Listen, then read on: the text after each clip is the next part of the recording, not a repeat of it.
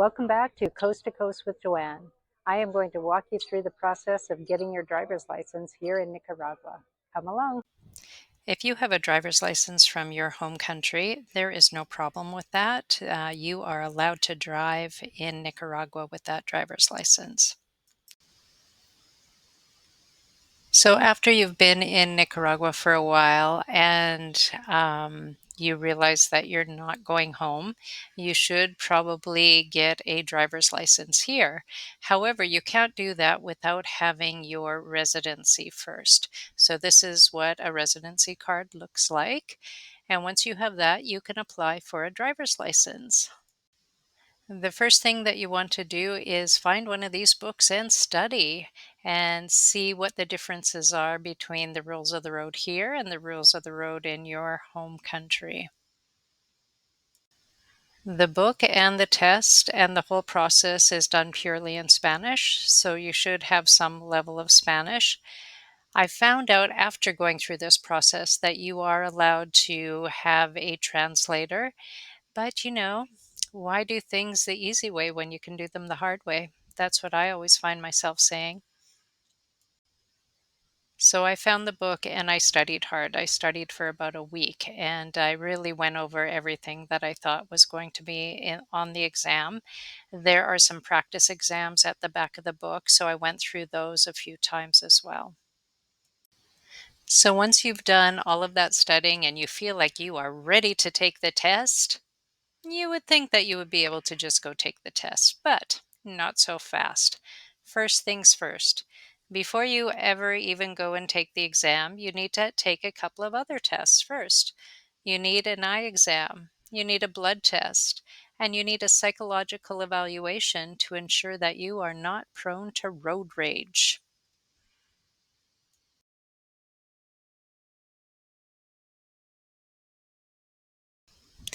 Then you have to go to the bank, not just any bank. You have to go to BDF Bank and you have to deposit into this account the amount for the eye exam, the amount for the blood test, and the amount for the psychological exam. You can see the amounts there, both in Cordobas and in US dollars. Then you will take the 3 receipts that you got from the bank and go to the local Red Cross. There they will give you your eye exam. They will take some blood and identify what blood type you are. Then they will ask you a list of questions to ensure that you are not prone to road rage. So now you are really ready to take that test before you forget all of that valuable information. But not so fast. Now you take those receipts that you got from the Red Cross and you go back to the BDF and you give them those receipts and they have you pay for 2 more things, your safe driving lecture and your written test. With those 2 new receipts that you received from the bank, you go to the police station and you tell them that you would like to take the exam and have the lecture, and they will schedule you in the next one that is available. So once you have your time that you go and listen to the lecture, you sit there for not very long, about a half an hour, and you listen to a lecture about safe driving and what happens if you get into trouble with the police. At the end of the lecture, you will take a break. They'll tell you a time to come back and do your written test. And the written test is written on a computer. I believe there are 6 different exams that you could be assigned. It's very random. And I believe there is about 25 questions. I don't really remember. And you're allowed to get about 6 wrong.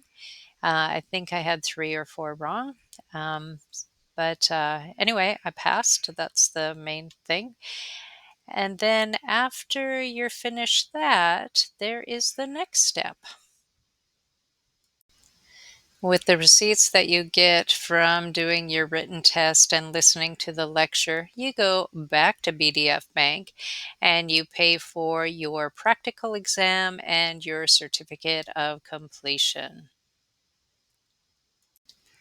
With the receipts that you now have from BDF, you go back to the police station to schedule your practical exam.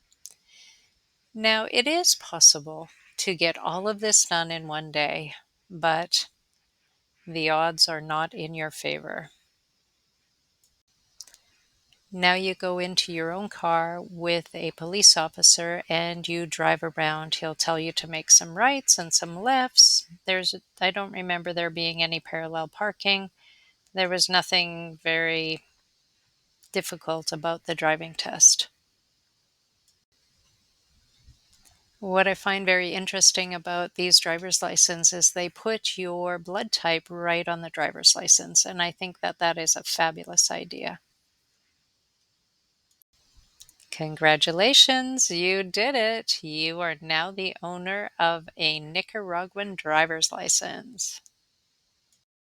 I hope you found that interesting and helpful. And if you did, please subscribe. And I will see you here again next week on Coast to Coast with Joanne.